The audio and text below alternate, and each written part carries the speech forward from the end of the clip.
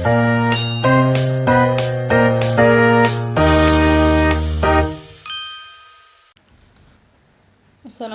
warahmatullahi wabarakatuh. Perkenalkan, nama saya Akilah Fadia Salsabila. Saya akan menjelaskan materi tentang tipe-tipe negara. Yang pertama, pengertian negara. Negara adalah organisasi kekuasaan yang memiliki wilayah, rakyat, pemerintah yang berdaulat, dan diakui oleh negara lain. Negara dibentuk untuk menciptakan ketertiban, kesejahteraan, dan keadilan dalam masyarakat. Yang kedua, dasar pengelompokan tipe negara.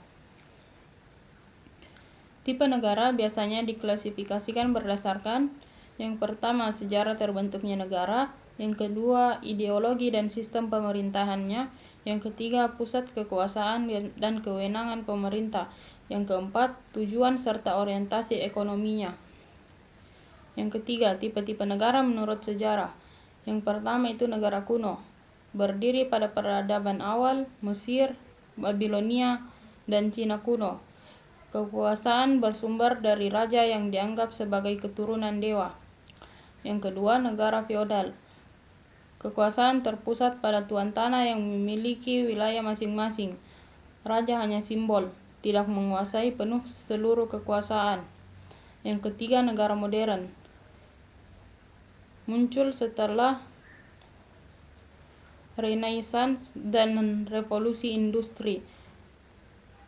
Ciri-cirinya hukum tertulis, demokrasi, parlemen, dan konsep kedaulatan rakyat.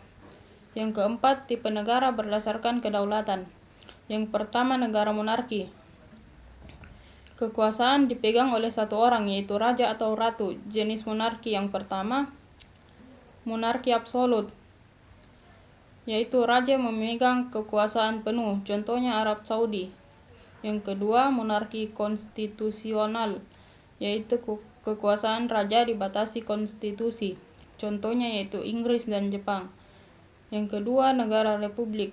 Kepala negara dipilih secara demokratis, bukan berdasarkan keturunan.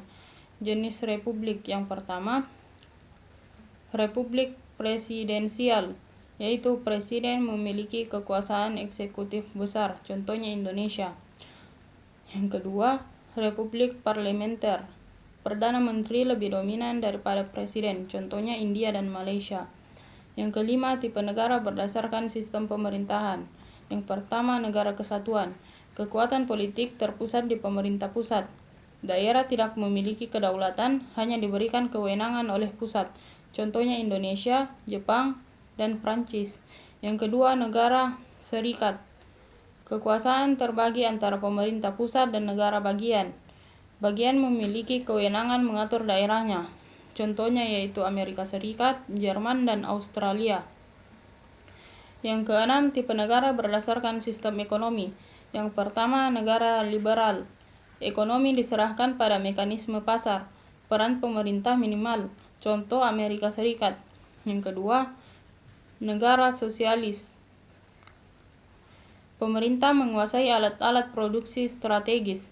Kesetaraan ekonomi lebih diprioritaskan, contohnya Tiongkok dengan modifikasi dan Kuba. Yang ketiga, negara kesejahteraan. Menggabungkan pasar dan intervensi pemerintah. Negara menjamin pendidikan, kesehatan, dan jaminan sosial. Contohnya Norwegia dan Finlandia. Yang ketujuh, tipe negara berdasarkan ideologi. Yang pertama itu negara liberal, mengutamakan kebebasan individu, pemilu bebas dan adil, pers bebas, contohnya yaitu Kanada dan Inggris.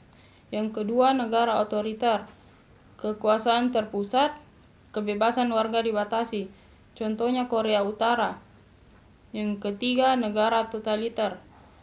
Pemerintah mengendalikan seluruh aspek kehidupan rakyat, menggunakan propaganda dan kontrol penuh.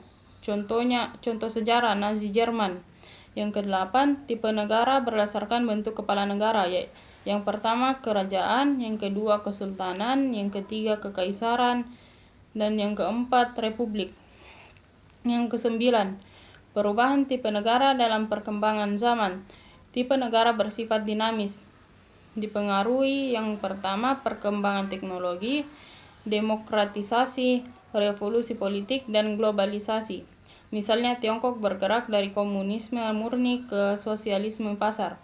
Yang terakhir, kesimpulan. Tipe negara sangat beragam dan dapat dilihat dari banyak aspek, yaitu sejarah, kedaulatan, sistem pemerintahan, dan orientasi ekonomi. Pemahaman tentang tipe negara membantu kita menganalisis bagaimana suatu negara bekerja dan bagaimana kekuasaan dikelola. Sekian dari saya, kurang dan lebihnya mohon dimaafkan. Wabillahi taufiq wal hidayah. Wassalamualaikum warahmatullahi wabarakatuh.